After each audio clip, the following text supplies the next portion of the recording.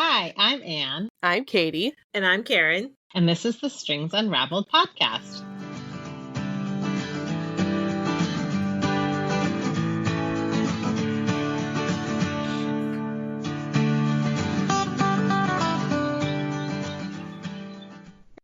Good morning, everybody. Welcome to our June episode. It's a little late this week. We apologize, but thank you for letting us upload a week or so later. It's just, crazy times right now, I guess.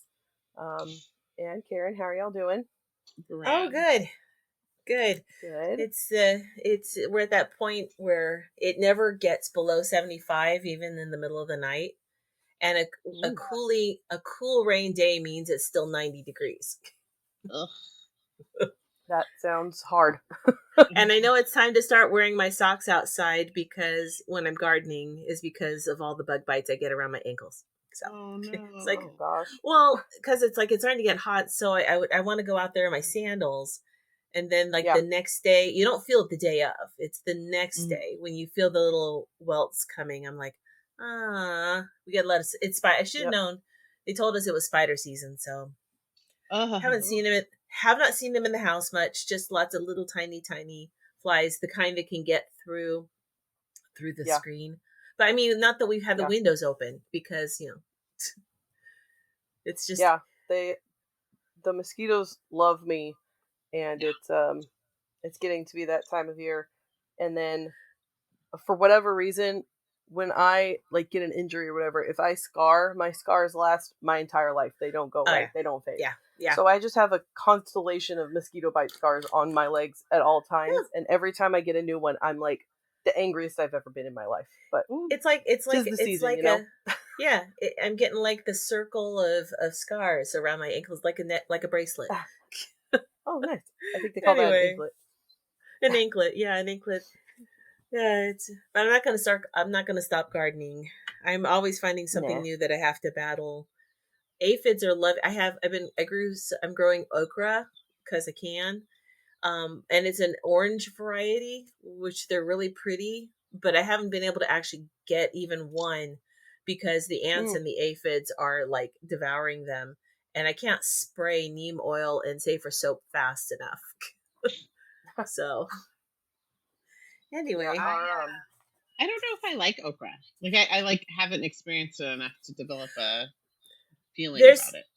It has to be cooked a certain way.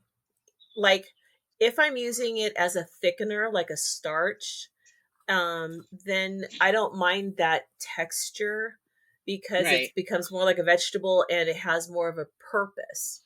But if frying it, I mean, everything's good fried, right?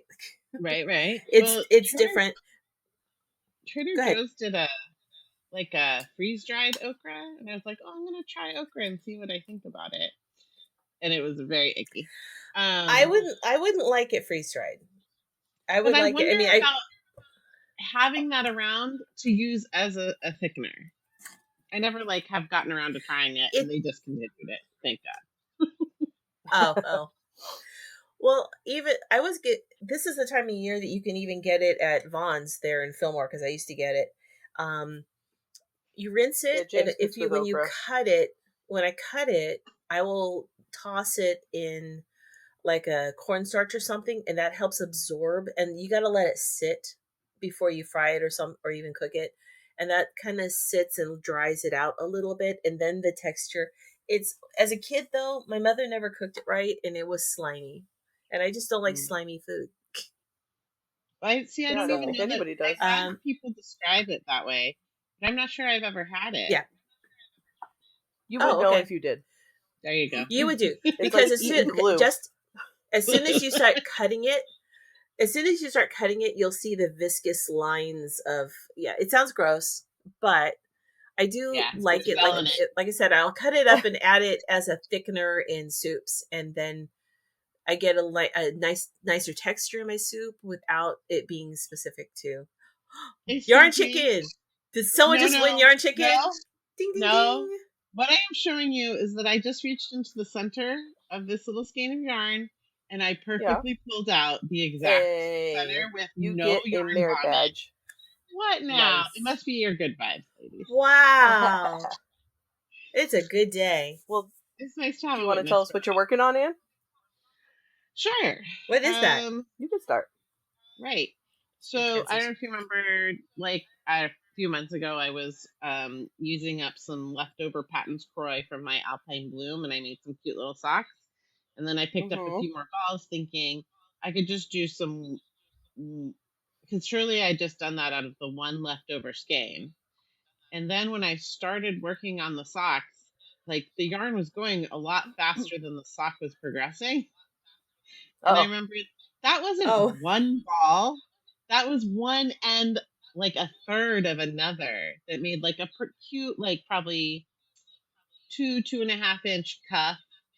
Nothing high, but not a no-show. Which is the perfect amount of sock that I want. As far as wearing and interest in finishing that amount of sock. So I've set it aside, kind of thinking like, I really effed up. Now this is going to be a 2-ball project. I don't want socks that big. I'll have leftovers. So then I recently picked them back up, and no, it's the exact right amount for exactly what I want. It won't give me as tall of a cuff, but it's a perfect amount. So I had 4 balls. I'm working on one of those sets. But I like to make life like weird and hard. So I like toe up socks. What? But I also kind of like double points for socks. So I do too. Starting toe up socks with Judy's Magic Cast On and DPNs is challenging but doable. So right now I'm fussing with 5 double pointed needles to get the toe of the second sock in this pair started. Yeah. I did that one last night, but I was too tired to start the second one. Yeah. So I'm working on socks. I am working on another Tolsta. Another one.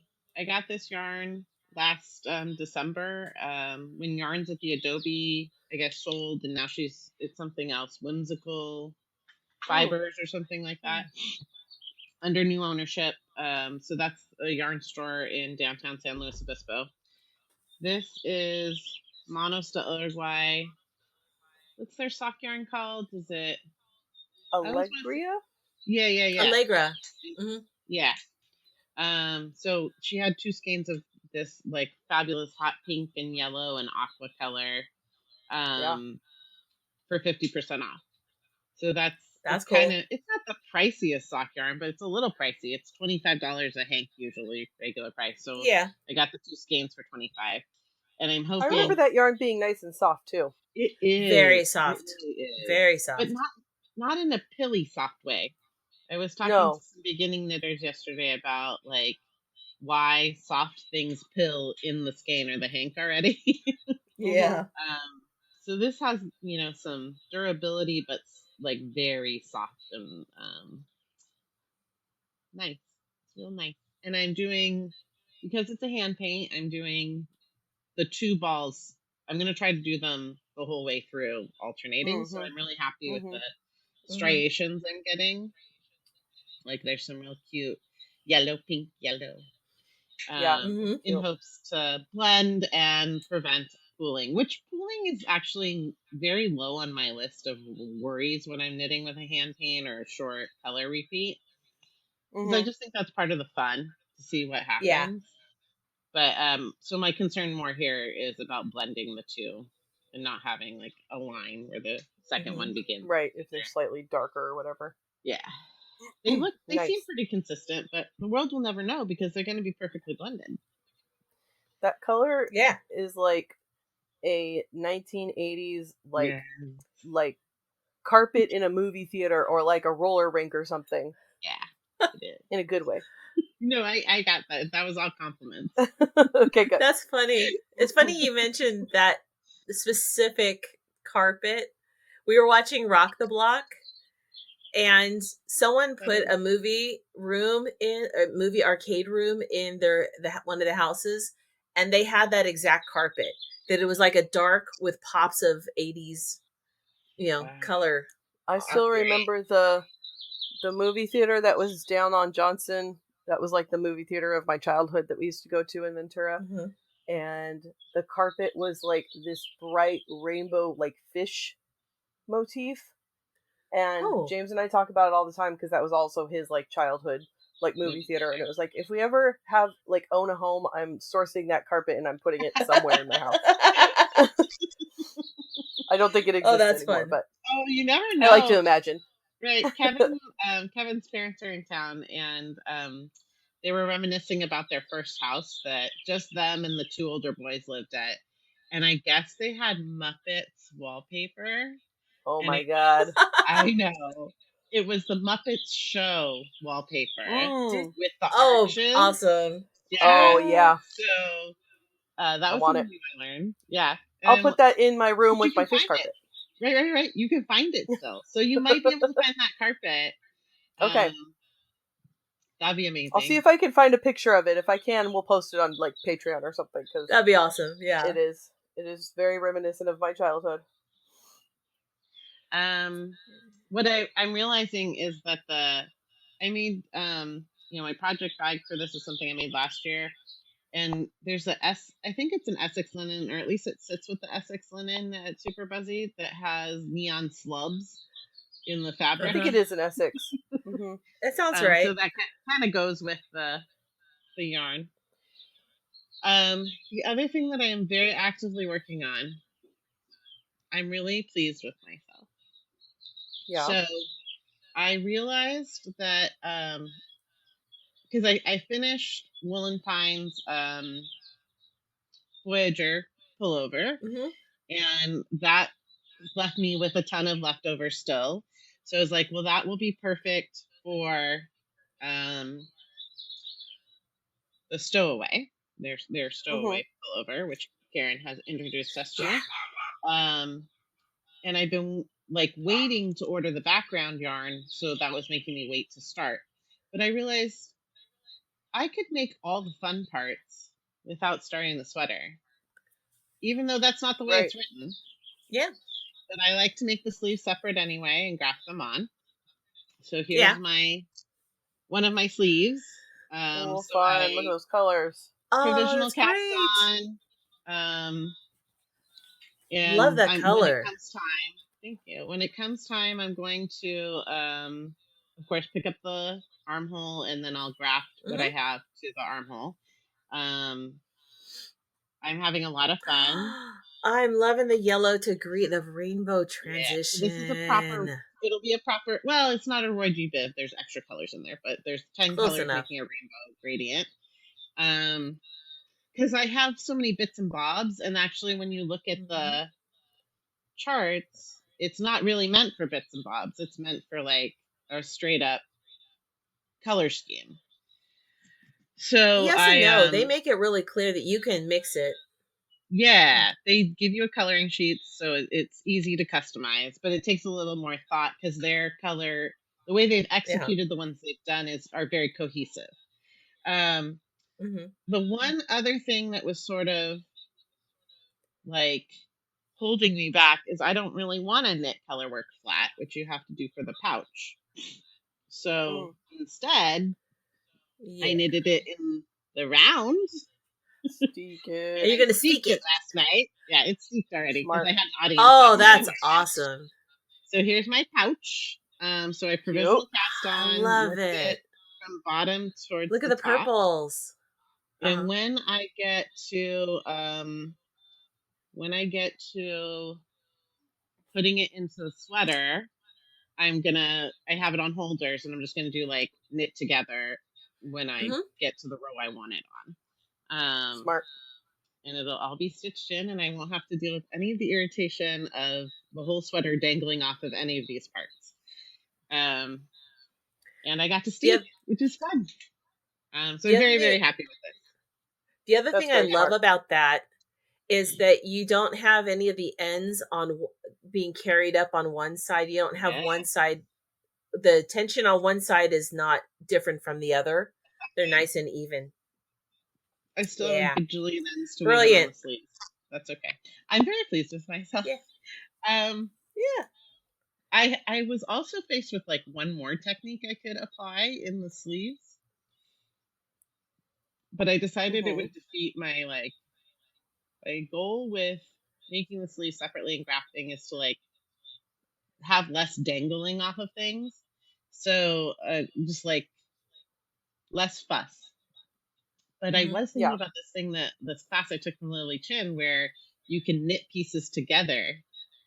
So I could hypothetically knit the sleeves in as I make the fronts. But then I have the sleeves dangling off while I knit the body, and that's awkward and unpleasant. So I decided that cool, but it's clever, but not what the experience I really want to have while I manage the fabric. So very quick story time on the purchasing of the background yarn for this. I'm using Sage Germantown. So Knit Picks is carrying other yarn brands, and they had Kelborn Woolen, Germantown, and Germantown Bulky. I thought about this for a long time before I purchased my yarn. I finally committed to it when I was like, oh yeah, I'm starting this. I put it in the cart. It was the Memorial Day weekend sale. I bought it like the Thursday of that sale. And I had to put other things in to get my free shipping. The other things are not things I need. There were things I wanted and really didn't need right now. Sure. They're taking a long time to process my order. I keep checking in on it. It hasn't shipped. So finally, because they say 4 to 5 days to ship right now. Finally, on the 5th day, your package has shipped. And I did like a foreign for payment thing. And I'm like, that payment doesn't add up to my total. It's too small. What's going on? They were out of the Germantown. Oh. The one thing you wanted. Right. They never sent me anything to say, hey, we don't have this part of your order. Because I would have canceled the order. Yeah. Right, because you didn't necessarily need the other things. No. So then I had to go over to Kilborn Woolen, pay the full price, because it was like on a double sale. It was like on a clearance price, and they were having a Memorial Day blah blah off of everything sale. What a bummer. So then I had to go to Kelborn and buy that yarn. But you know what's cool at Kelborn Woolen is they have little sampler skeins of like all their yarns. Yeah.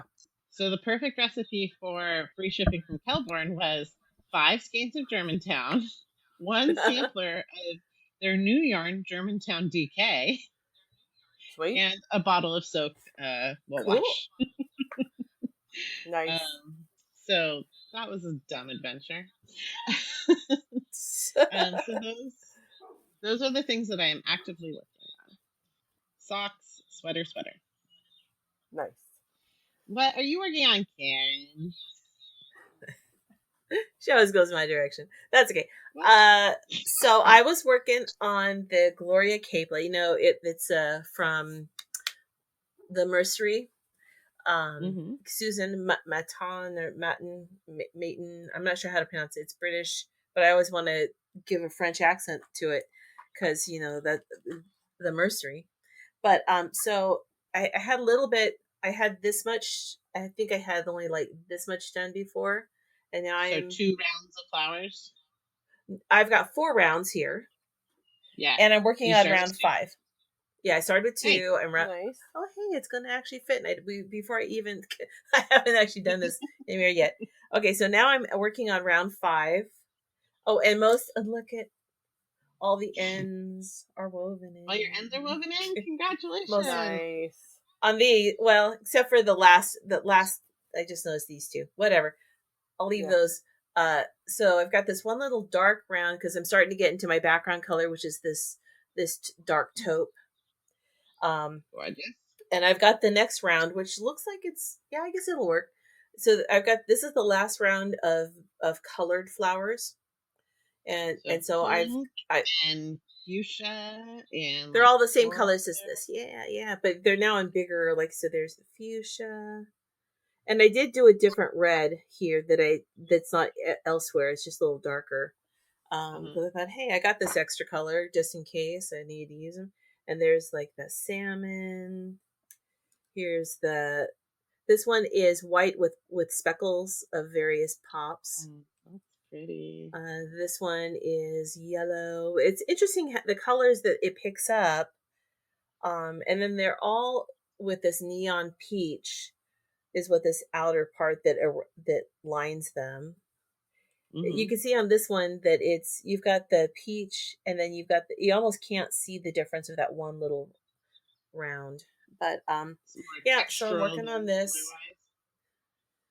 So it is a capelet with 6 rounds. So I'm progressing along with round 5, where I made all the little motifs, and each round is a different color. So lots of ends. That's a lot. So many ends. I found that I had to start weaving some of them in as I go, because you get to as you build each round, it gets to be just too difficult to even get your yarn to not get caught up on the rounds. So yeah. Anyway, so that's mostly what I'm working on as far as yarn fiber stuff goes. I've been doing a lot of gardening, fighting critters, and the wasps are endless. Yeah, it's like an endless battle. I know what I'm at the point where I'm just about ready to hire someone to come monthly and take care of them, because they've got the cans of spray that'll go up to 27 feet. And you would think the eave of the house, because it's a 1-story house in the front, is not that high. It doesn't seem like it's that high, but with wind factor, I can spray and that just gets dispersed. It never even gets anywhere near their nest. And if you don't knock down their nest, they just come back and rebuild. So I'm going around the house and I'm like, peppermint oil. I can't get that 30 feet up. And how am I going to get that 30 feet up in the air? Why can't my ladder doesn't go that high. Squirt gun. Super soaker. What now? Super soaker of peppermint oil. I don't think that's gonna. The problem is that it gets. You haven't tried it yet. That's true. Yeah. Can you imagine? Okay, there's a comedic movie. I can just see the comedic movie of it's gonna be a YouTube of stupid things people do where the wind whips it back in my face. Oh no! I fall off the ladder, and that sounded funnier in my head. Wasps are the worst. Wasps. Oh, they're jerks. Absolute jerks. In the room that I'm in right now, we've got 2 windows that face like the front of the house, and for years it was like, how are the wasps getting in here? Because every once in a while there would just be like one wasp inside, and we couldn't figure out how they were getting in because there's no hole in the screen. I looked, there's no gap in the window. I tried to figure it out, and then like at the very base of the window in the window frame, there's like a little tiny cutout. I don't know, maybe it's like when they make them, I don't know what it's for, but you wouldn't think a wasp could squeeze through there, but it does. And every once in a while I'm sitting here and I can hear a buzzing sound, and I'm like, again. And I don't like them. I'm not going anywhere near them. And I also don't want to spray like wasp spray in my house because my cat lives in here and my tortoise lives in here. And so I usually just end up trapping it until my husband can come home, and then he's braver to get the paper render and like kill it or squish it or whatever. But are the size of your pinky. I kid you not. They are huge. And they're red, but they're not aggressive. These are not aggressive, but I have had so one come back. Peppermint oil at a super soaker at them. Yeah. The problem is I'm slightly afraid because they say they remember faces. So I try to like wear my glasses and a different hat each time, so maybe they won't know it's me. But I did have one. I had one fly around my face, not to try to attack me, but like he was like trying to remember. Are you the one that killed my family? I was like, oh no, that wasn't me. That wasn't me. John, one of those fake nose mustache glasses.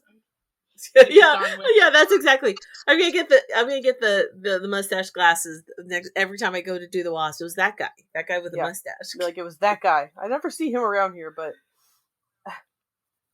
wow. Oh, that's funny. Yeah. So that, and I'm making bread. Like I'm back in it. everyone else went into a bread phase. I never really. I sort of got. I didn't do the COVID bread thing. I just like It's bread hard when you're gluten anyway. free, So I am working. I made because I have one of those really neat what is it called? It's a box and you stick for helping for a proofer. I have a proofing box. Yeah. I got a fancy proofing box. And for this particular flour, that's a gluten-free flour, but it has wheat starch, but it's still considered gluten-free because of the amount that's in there is within guidelines. And I haven't had any problems with it. And it has a good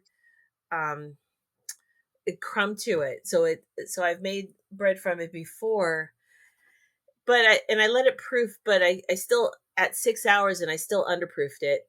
It was delicious because it was garlic and rosemary, and it was just, I've been eating it. But I'm like, I probably should do a sourdough. I want to do a sourdough. So I got a gluten-free sourdough starter. And I know that I did not babysit and put the work into it like I'm doing now, where you have to change it every 8 hours and then you change it like every 12 hours for a few days. And it's not, I don't remember my mom ever getting up and doing that, every 12 hours, but it's all bubbly. And so I've been I was like, wait a minute. Now I remember why I don't really do friendship bread, or if you're I was just thinking, if you give me friendship bread, then you're not my friend. Yeah. Because you're asking me to babysit it's to have to baby this thing. You're creating work for me. My friends don't create work for other friends. Pay attention to.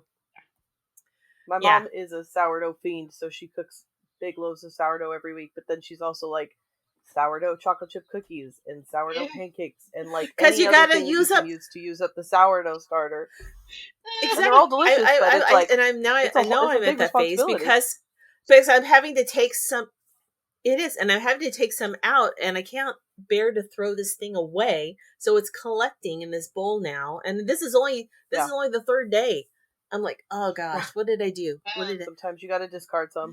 Have you seen the clip of the little boy begging his mom to stop making sourdough? No, you'll have to send it. I have to find it because I don't know if I saw it on YouTube or if I saw it on Instagram. But he's like, Mom, you're a changed person since you started making sourdough, and nobody, I don't even think you really like it anymore. You have to stop. You used to cuddle me, and now you spend hours with your sourdough. Oh my god. Oh my gosh, that's funny. It was hilarious. Hey, if your mom has some recipes, tell her for sourdough. Send some my way. I will let her know. She's been doing this since the pandemic, so she's a sourdough pro now. Oh, so your awesome. Your sibling, the sourdough starter, is 4 or 5. It's a toddler. Yeah, it's a child now. It's a child now. Does it? Oh, go ahead. Go ahead. Does it live on your counter? Does it have a special place? My when I was in foster home, my foster mom used to call it Herman. So I gotta feed Herman now. I mean, it had a name. It has a whole name. I think my mom's lives in the fridge. Mine's Herman too. Mine's Herman Jr. I mean, why change? To me, it's a family name. It's passed down from sourdough starter to sourdough starter. I'll have to ask my mom if hers has a name. So basically, we're cloning. Isn't that what we're doing now? We're cloning. Yeah, we're cloning with sourdough. Something like that. Cool. Anywho, what are you doing, Katie? What are you doing, Katie? You've been busy. I have done. Well, yeah. I have done, excuse my French, jack shit this month in terms of like knitting or anything. Love the realness. I love it. I've been busy at work and then just like tired, and I don't know. I'm in a slump right now where my knitting has not been inspiring me at all. So I haven't really touched it much. I have. You know what? I love it because that's life. I love that. This is my 1993 tee that I talked about, I think, at our book club last month, and it I bet looks exactly the same as last time you saw it. But I still love the colors. Stockinette stitch. Thank you. I'm in the stockinette stitch on the body and just cruising right along. So this has been like, if I do feel like knitting, this is what I'm picking up. And I know that we said that like all parts of the process count, so I'm counting shopping as part of this project that I'm working on. Because I haven't started it, I'm still just buying fabric. So I'm going to assume that none of my D&D friends listen to this podcast. And if you do, I don't know why. And also, stop right now. So you don't know why. my boss threatened to start listening. I'm like, no, you won't. Don't. You won't like it. Yeah. It's not for you.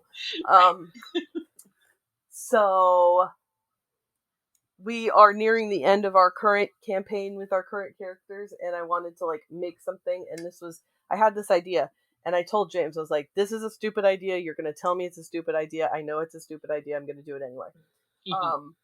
So I'm gonna make quilts for everybody, sort of based off of their kind of characters a little bit. So there's three people that I need to make them for. If I have time, I want to make James one. He's in charge of the game, so he doesn't have a character, but I think I could make one for him if I have time. So I have bought fabric for them. So this is character number 1 is like space galaxy print. This is from like NASA did a fabric line with RJR Studio where it was like photos from the James Webb Telescope. That's cool. Is that a super busy? Yes, it is. All right. Is there much left? I believe so. I didn't buy the whole thing. I think I bought a yard and a half. So, this is fabric number 1. It's like pinky, purpley, blue, space, galaxy, stars, and planets and stuff. And then I'm buying 2 solids to go with each one. So I've got like a indigo and kind of like a lilac-y lavender. So that's quilt number 1. And then quilt numbers 2 and 3 I've bought the focus fabric for, but not the solids yet. But pardon me while I open plastic bags. This one I haven't even opened yet. I just got it in the mail and put it aside. It's kind of an ASMR thing. It's very soothing.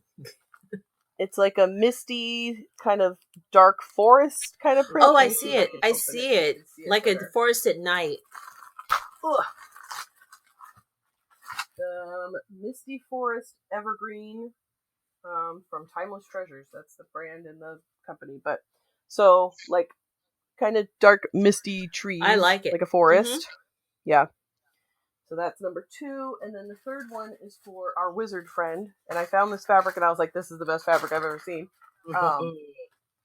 We've seen some good ones. I believe it's also Timeless Treasures. It's called like Enchanted Library or something.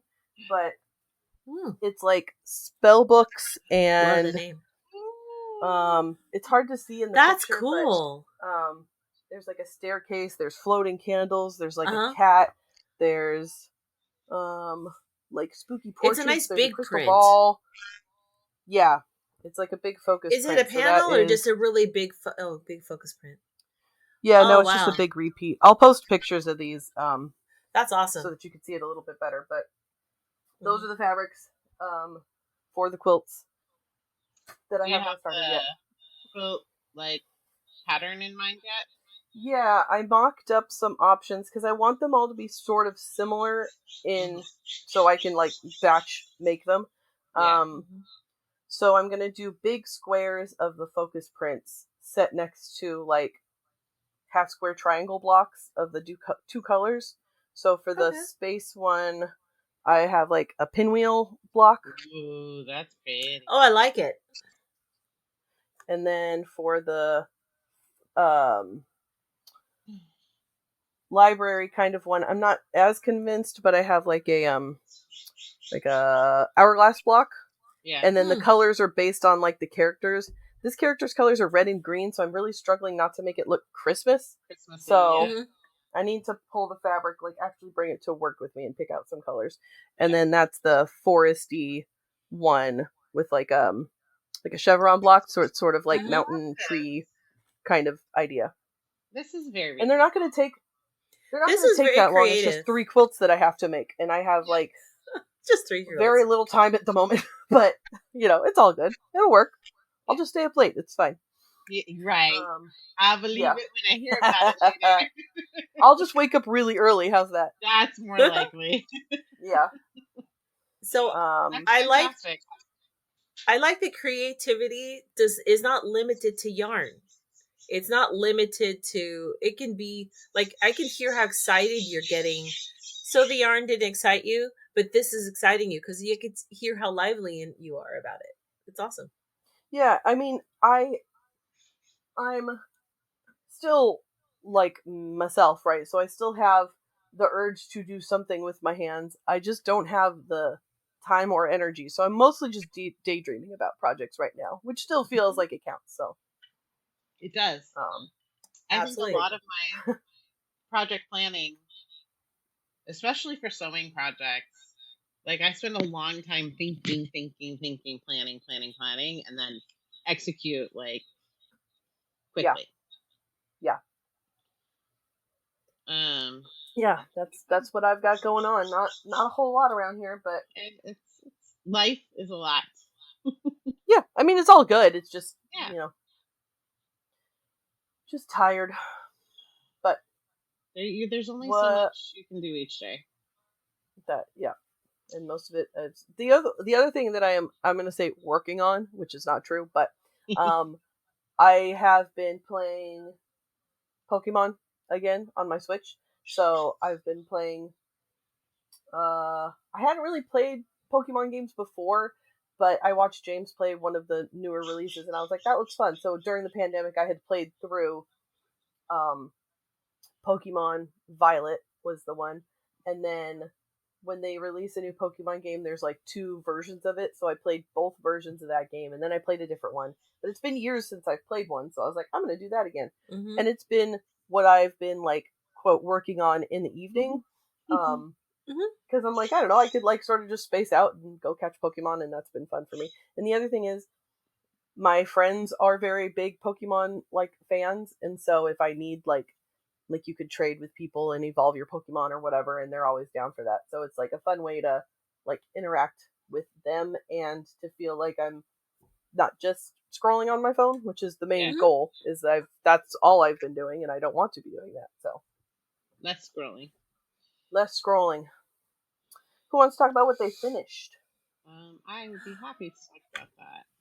I Go for it. Had a pretty productive sewing time. So I'm going to try to show you guys some pictures on my phone. So where do I begin? Okay, so like a year or 2 ago, I bought this really pretty new floral fabric from Roxanne's. I don't know who the maker was, but I was kind of like sleepy on the day that I started this project, and it absolutely is not the way I planned it when I bought the fabric.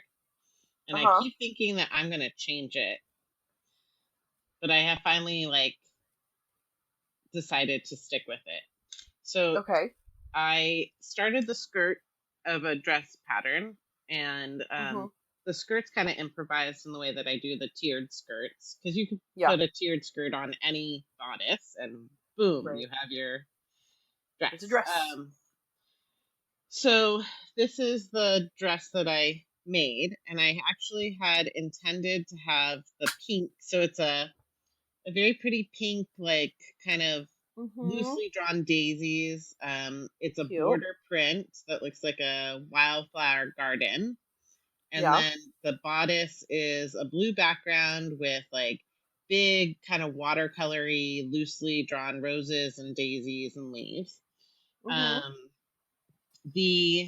really had very carefully planned this to be the opposite way, with the pink as the top, because the top of the border print is kind of pinky and loose, and then the border print has more blues and greens in the lower half, and so I had planned the blue print to be the ruffle at the very bottom.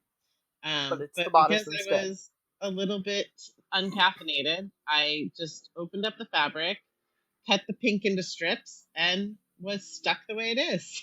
Uh-oh. But I'm never gonna change. I'm not gonna change it. And the blue is probably better by my face than the pink is. It's very pretty either way. Thank you. I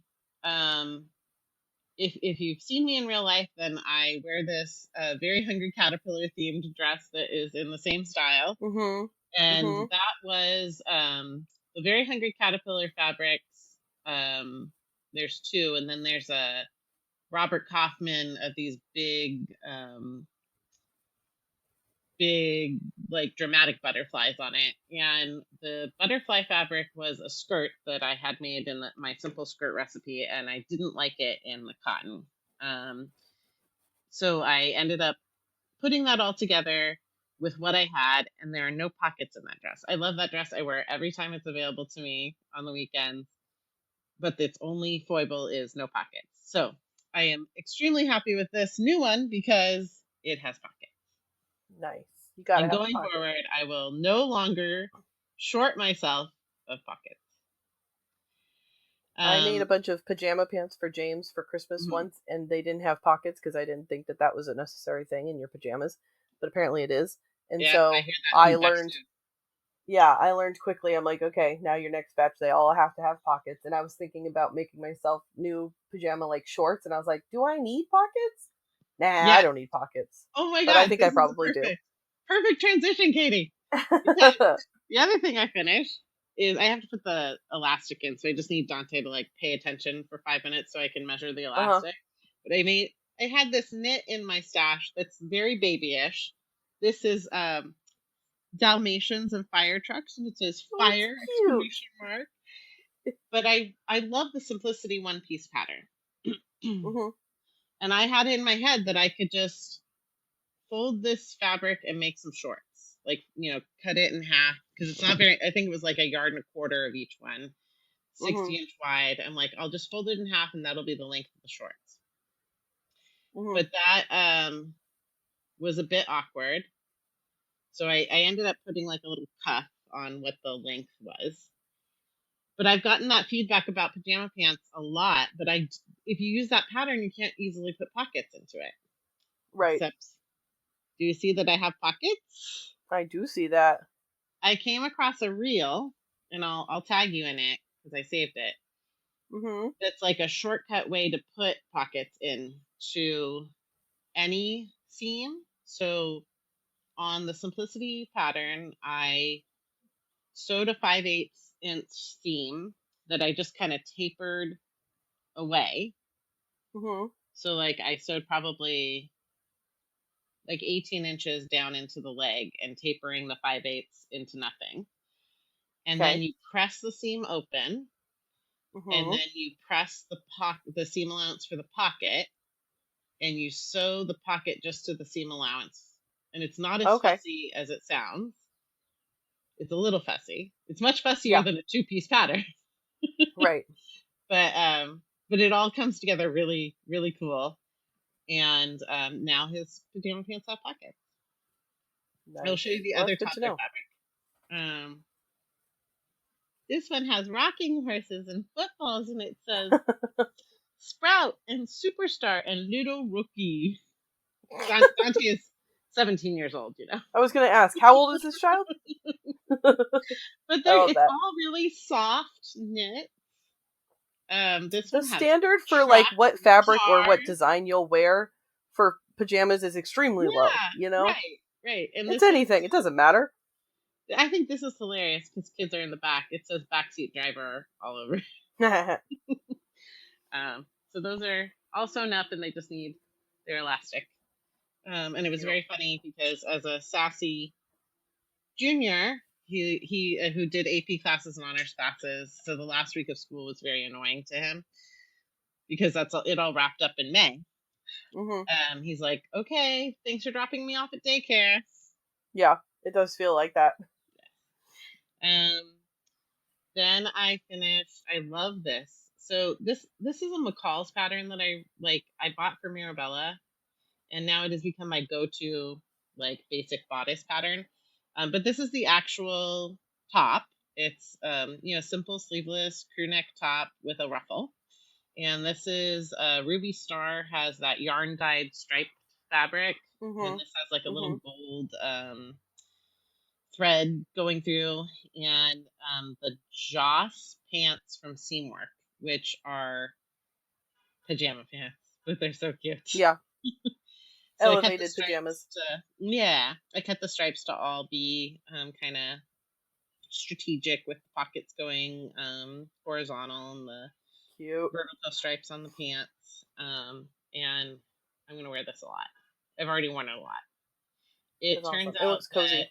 It's so nice. It's so easy. I wore it to Easter. It's fun. It's cute. It's a little sassy. And then I'm trying really hard to work through my stash of patterns that I have, or shirts that I've cut out for Kevin. But now, because it's not that exciting to see him, just see that on the mannequin. So now he is charged with having to show me a cute picture of him wearing his new shirts, so that you guys can all be a little bit more amused when you see them. So he did a photo shoot at work. This is my most favorite of all of them. Can you hold your phone over closer to your face? This is getting cut off a little bit. Okay. There you go. I'm trying to show it more to the camera. So that's this incredible. is I think I got this fabric at the feature fabric at Super Buzzy. It's like all Japanese restaurant accoutrements. So there's edamame and a tea kettle and a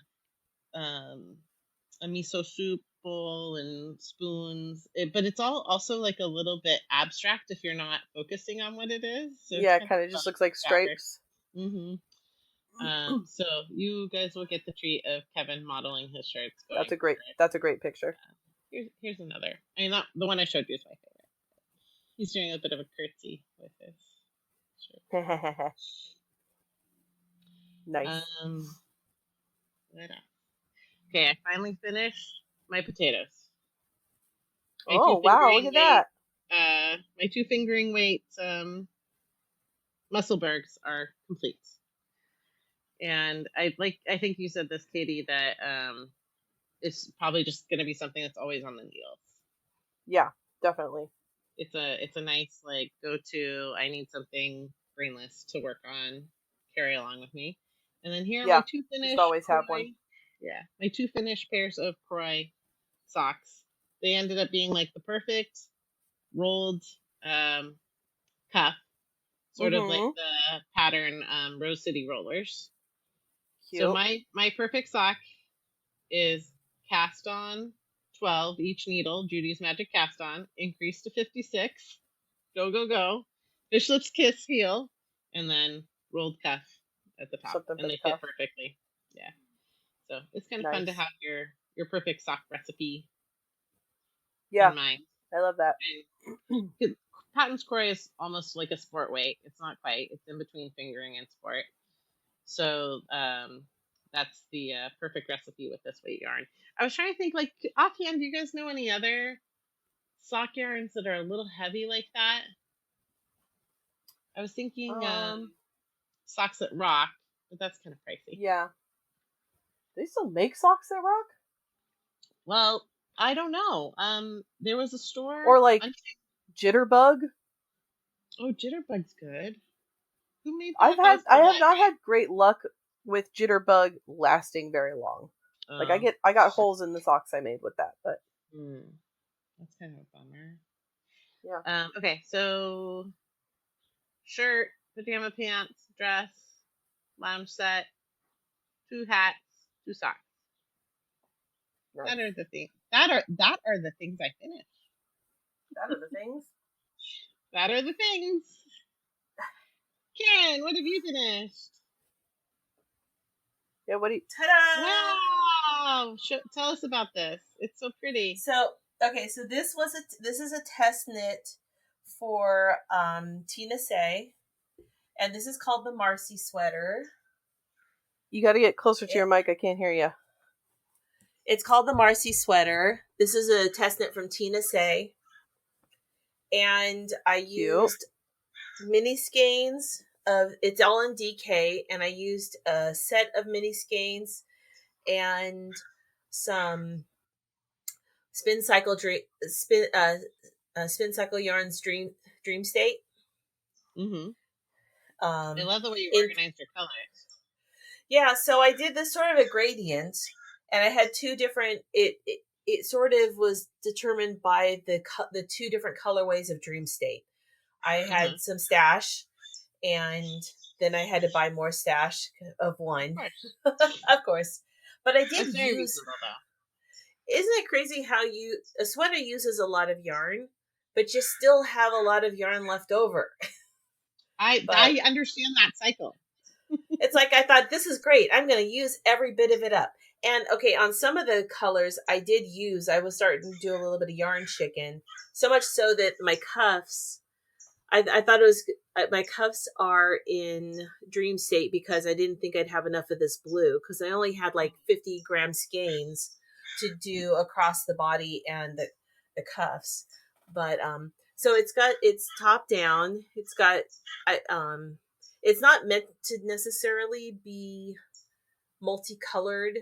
You could have one multicolored skein with the pools, but I like the way it just did. This color is very 80s. It's not coming off on the monitor, but in real life, it's got much more 80s. They're brighter.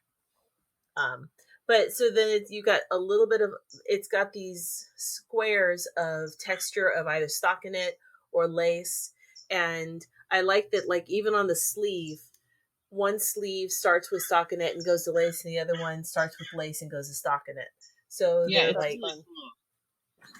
That is a fun pattern. And then I like how the side, just from where I'm changing, because you've got two stitches that get slipped, just for texture, but it really shows off the color, like a faux seam, which is unintentional. But anyway, I finished a sweater. That's fabulous. And a couple loaves of bread, but that's not the same. They count. Anyway, I figured I'm not. I am bummed because it's so hot. I'm not going to be able to wear it for months. But yeah, it needs to wait a little bit. It is so comfortable. This pattern comes out June 19th. And yeah. Cool. I'm very tempted by it because was it one stripe of each one, or? Yep, one row stripe. It's not written that way. That's just what I chose to do. Okay, I love how you did it. It's gorgeous. Mm-hmm. So, are there people have you seen other people's tests or just your own? Yes, so far? Yeah, I've seen most people did solid colors, or they did like a gradient. Okay, but they didn't. But I'm the only one who did like a striping type of gradient. I don't know if you can see really close. So like you can see, so what I did is I transitioned a little bit of the blue over one color. So, but I pretty much had one skein, and when the body was done, I set it aside. And for the first extra ball, I tried to wind into two halves for the sleeves. Mm-hmm. But it really wasn't necessary because I didn't even use all of one half on the sleeve, and then I had like two little balls. So instead, I just left over. Yeah. But yeah, I'm loving it. I'm love how smooth it is. It's also really a fan of Dream State. Dream State was really nice to work with. It's the first time I've done the DK version of Spin Cycle. Mm-hmm. So I don't know if you guys have done that before. No, because like I just haven't. Yep. I mean, now the pattern calls more for like a worsted. I call for DK, but I think Dream State is somewhere between worsted and DK. I think it's a little heavier. Thought I was formulating is that I keep feeling like I can get away with dyed in the wool. Yeah, because dyed in the wool is kind of heavy for being heavy for a sport. No, it's supposed to be sport, but even for a sport, it feels heavy. Yeah, so I think that dyed in the wool, like, you can really play with its gauge. So you can use it as a fingering, you can use it as a sport. So I haven't felt the urge to use the DK yet. Yeah, I don't think I've ever knit with any whatever that yarn spin cycle before. It's nice. You're reminding me I had a yarn chicken story to share really quick. So when I finished the rainbow, I think it's silly sock, for my rainbow musselburg, it worked out perfect, and I have this tiny little like walnut sized ball of leftover yarn. Perfect. So then I'm working away on the other one, same silly sock from hobby, and I needed about the exact amount to finish. So thankfully, I had this little walnut size of purple that was almost the exact purple that is in the colorway. So that worked out well. like, one of them was perfect with extra, and the other one needed like the last 8 rounds needed some stash yarn, but it was perfect. The end. It's even the same yarn. It was meant to be. Yeah, same color, softer yarn, heritage from Cascade 220 from Cascade, I think, which is a shockingly like nice yarn. It is. It's a very nice, inexpensive, and it's so soft. I didn't find it to be as soft, but I do find it to be very hard wearing. So if you're going for a sock, so it's a good. Yeah. I'm over here handling Patton's Croy, which is not soft. So almost anything feels softer. I remembered a project that I am working on, since y'all are talking about pajama shorts. I made these pajama shorts for my husband that have guitars on them because cute. But he has worn a big fat hole in the butt right along the sleeve seam. But instead of, I could just sew it, but the problem I've had before when I sew it, the fabric is already so worn that the new stitching just creates new tears. So I don't know if it's black, but so I don't know if you can really see it. But I'm weaving.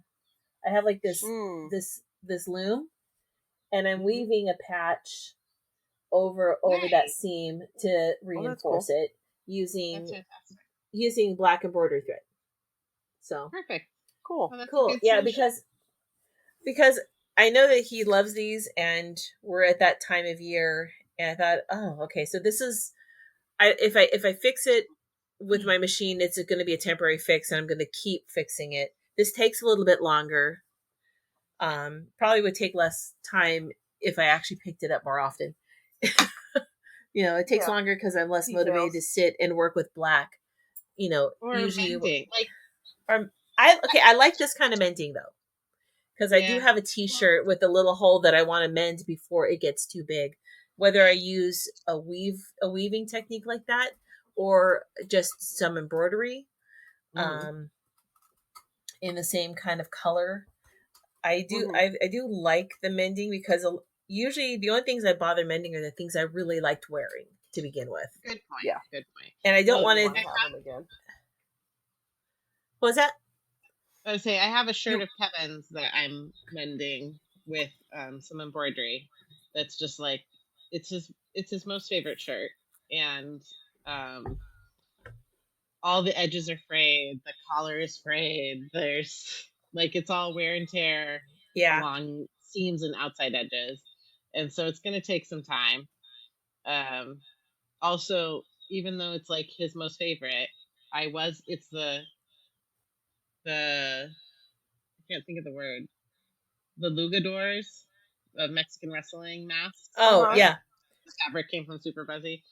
I found it again secretly, so I can just make him a new one. It's like it never even happened. And you'll just say, look, it's as if I fixed it like new. Literally. Well, my plan is I'm mending the loved one, and then I'm making a different background color with the new fabric. Oh, gotcha. Someday he'll be presented both. Perhaps some future Christmas gift exchange. Yeah, there you go. Sounds good. Did I talk about the latest pair of espadrilles I made? No. Show pictures. Show. So I made, I've made a pair before. They were like solid, kind of like a warm brown color. But then we got this Chino print at work that I remember when I first shopped at Super Buzzy, like when I was like out of high school, I found this fabric that had okapis on it, and I love okapis.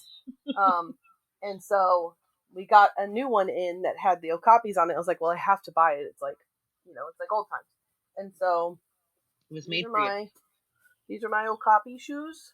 So oh, those are so cute. So this is an Chino print called I started it and I can't remember. It's kind of like moms and babies. So like you can see on the toe of this one, I've got like the mommy zebra and the little baby zebra. Oh, how cute! The toe on this one has the okapi. And then I kind of played around with I love how they face each other. Yeah. So there's a cheetah or a leopard, I guess, on the heel of this one, and then it's got this big like floral print to fill in the background. And then I've got an okapi on the heel of this one. And yeah, so I've worn these once. I haven't worn them to work yet. I need to buy. I don't like wearing them without socks if I'm going to be wearing them all day long. Yeah. And I need some of those like little no-show socks for these, and I don't have any right now. So, yeah. One ball of patent spray.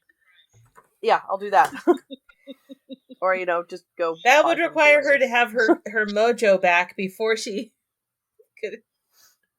Yeah, this is excellent fussy cutting. Yeah, I had like a half a yard, so I had plenty to play around with, and it took me an hour to sew the pieces, and then watching a movie or something to sew them onto the soles. So those are done. Yeah, I'm happy with them. I have a pair of those started, and I really need to just sit down because my motivation is just getting to the point. Once I can get myself to sit down and get started, then I'm in the zone. But I have the hardest time just getting myself to the room to get set up, to get started. I keep telling myself I should set it up the night before. That way, when I come in, I could just come in and go instead of, now I got to shift and move things around and make the space ready. And that's where I lose my motivation. So, yeah, those are impressive. Thank you for sharing those, Katie. Yeah, they're an easy project. I tell people at work all the time, they're like, these look so hard. I'm like, they're really not. Like, I've sewn other things that are way harder than that, Mm-hmm. It's trying to see if I can find the name of that pattern. Like I've sewn bags and stuff and like different, garment items. Like these are easy peasy. The hard part is the hand sewing, but even that, it's just like if you have the right needle, it's not that bad. The fabric is called Bond. So a Chino Bond. It's got like the little mommies and babies on it. Oh yeah, it's a maternal bond. Yep. Oh, I get it. Yeah, that's all I got going on. That's pretty good. Anybody have anything exciting that they're excited about? Something they're obsessed with? Yes, but I need like I was obsessed with The Last of Us, but now it's done. For like another 3 years or something, right? I know. Yeah. I mean, I'm behind. I'm obsessed with something different on maths, and I don't know if everyone will be as titillated as I am, but there is a new docu-series. It's just going to be 3 episodes. The first one dropped last Sunday, called The Mortician, and it is the most appalling story that I had heard like wisps of a appalling man who probably is the reason for 90% of the rules I have to follow at work now, who just did like bad things. Like, is it based on a real story? It's not. It's a docu-series. It's interviewing the actual people who were involved in the actual crimes. And my husband won't watch it with me because he's like, Mine won't either. We saw the ad for that, and he's like, if you're into that, that's great, but I will not be watching it with you. My husband said the same thing. Well, I'm just being so obnoxious with like, oh, he did what? You're not fun to watch it with. Yeah. And so, I forgot to finish thing. Well, tell us now. Tell us. I'll tell you now. So this is like the easiest thing in the world to feel finished object joy. I started it forever ago. It's just a cowl. It's 120 stitches. It's got a great texture. I think there are 3 knit knit collage. Remember that lady who put random things together? They were monsters to have to wind. Like Yeah. Like the universe was punishing you if someone bought that yarn and you had to wind the hanks. 1,200 yards. It's not knit collage. It's It's not. Oh shoot. No, it's because it was just this lady who would put them put weird stuff together. I'll remember, but keep talking. And I think she was based in Southern California. But anyway, there were 3 little balls of it in maybe our first stash exchange. And it's something I grabbed up on the, I like to poke around the last day and see what's left over. And they all kind of sort of went together. So I kind of striped them into each other. And, this stuff is done she would just tie things together. So there's some odd ends that hang out, but they're part of the texture of the yarn. So 120 stitches on a US 11. It looks nice just open as one loop, but it's also long enough that I can double over. And it was just really satisfying because it was actually, I know I have a big stack of finished objects, but it was at a moment that I wasn't really finishing everything. Everything was kind of in limbo. So it was nice to finish something simple. Nice. I've lost my phone, so I'll have to keep my other obsessions for another time. Oh, okay. You haven't even moved from your spot, have you? Phone. I've just been sitting here. I was going to say, I don't think you got up. I don't see it. So, well, that's not... I have one. The mortician, it's crazy.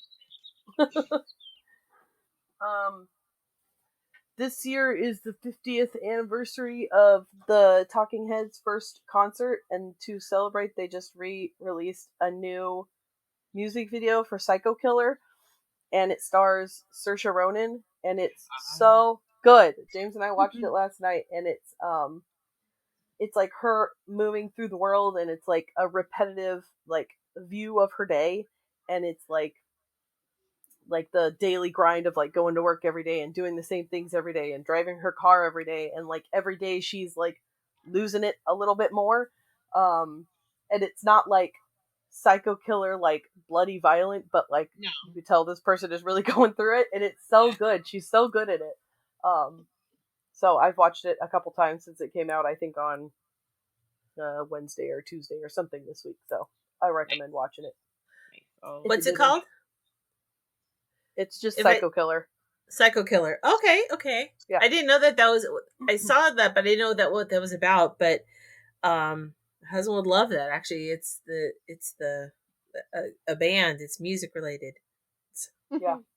Talking Heads is top favorite bands for me, so it was exciting.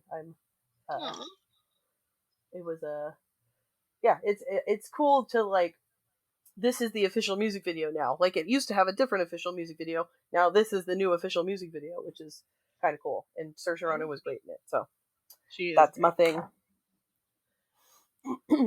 What are you obsessed with? I actually am boring today. I don't have any obsessions. I just didn't have the mental bandwidth. It's just I've been tired, and I've been outdoors, and it's been hot and sweaty, and I ask myself, okay, so it's not even we moved in August, the worst month for this part of the world.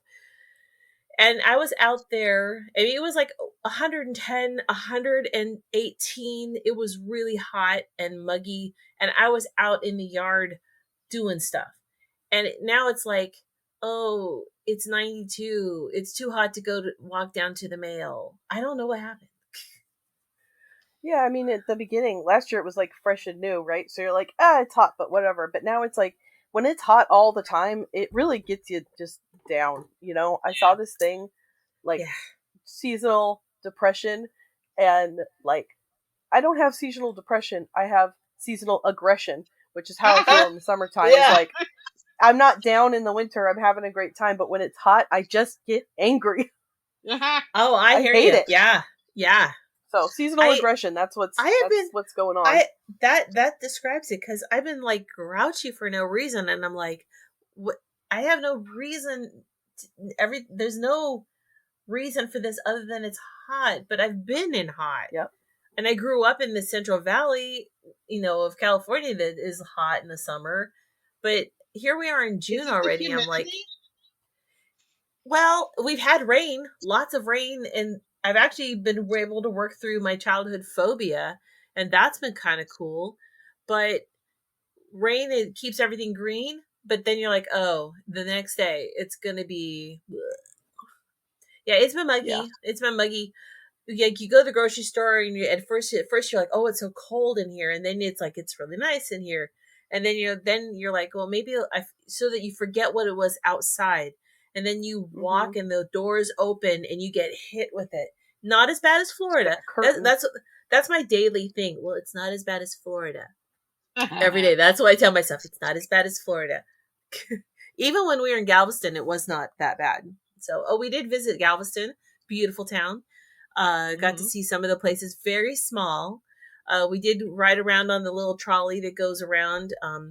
Apparently the beach, not a lot of people on the beach, even though like end of May is like the last of the good weather there. Otherwise it's just hot and muggy,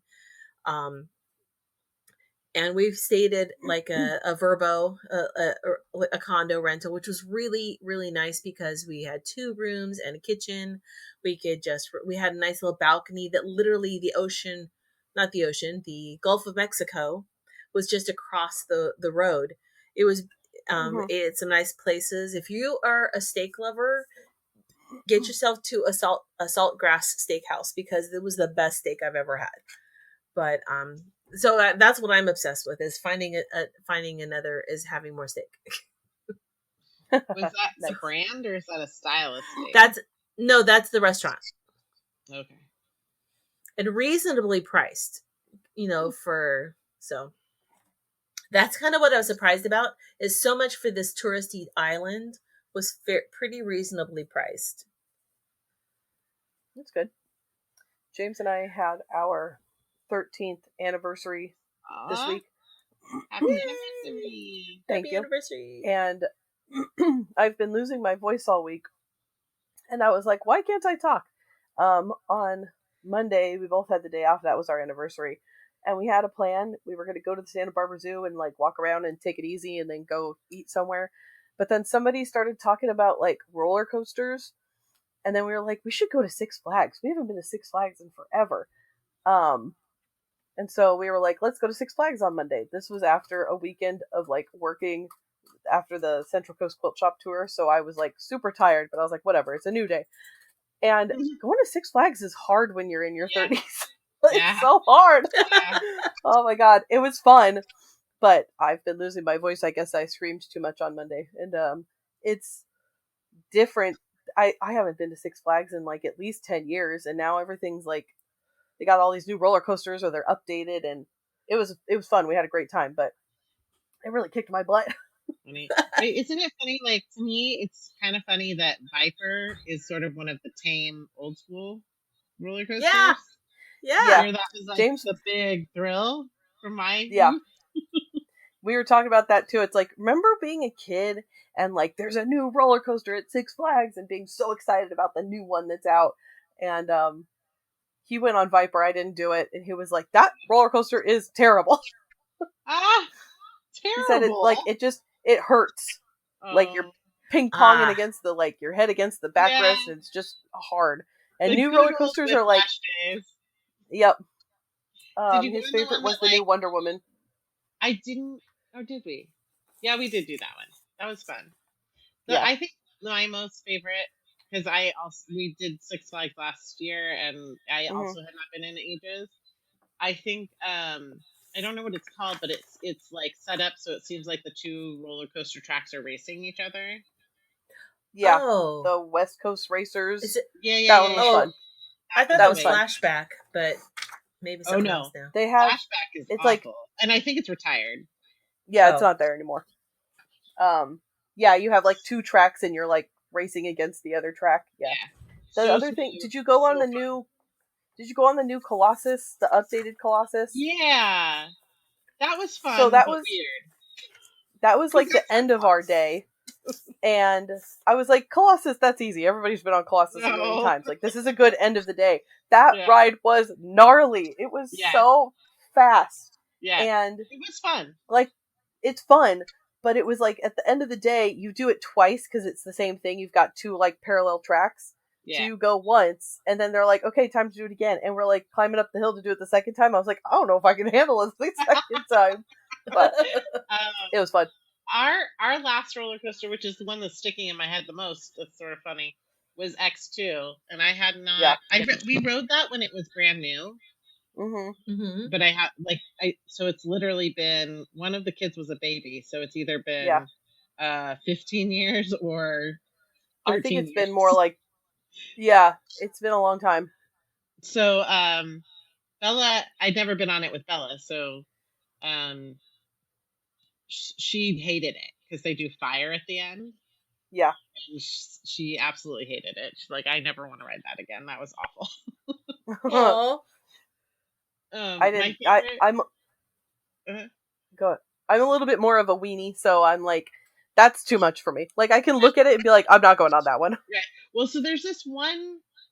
Maybe it's Colossus. There's one of the ones where you dangle from it, and then you're like dangling and going through loops. I didn't really like that. And so Dante, who's gotten to fly, take the wheel at an airplane on some experience flights, he's like, I don't really want to be like the girl who went to Europe for a week and then that's her whole personality. But like, roller coasters are a lot less thrilling now that I've flown a plane. Okay. Oh, well, okay. That was very well said. I don't want to be like that, but I'm going to be like that. Yeah. That's fun. How fun. Yeah, it was fun. And then, like, James's favorite thing in the whole world is to eat a lot of seafood. And we used to have Red Lobster in Oxnard, right? But now it's closed. And so James is very sad because his dad every year for his birthday sends him a Red Lobster gift card. And he's like, we don't have a Red Lobster anymore. But you know where there is a Red Lobster? Right next to Six Flags. Right there. Yeah. So we rode roller coasters all day, and then I was like, you're going to go eat a mountain of seafood after that? And James was like, yeah, no problem. I ate like half of my pasta, and I was like, I can't eat anymore. I have to stop. But he's indestructible, I guess. Yeah, but it was a fun day. Well, I think that reaches the end of our podcast today, guys. Yeah. Thank you guys for joining us. Make sure you check out our Patreon if you want more bonus stuff from us. And thank you for listening. We appreciate it.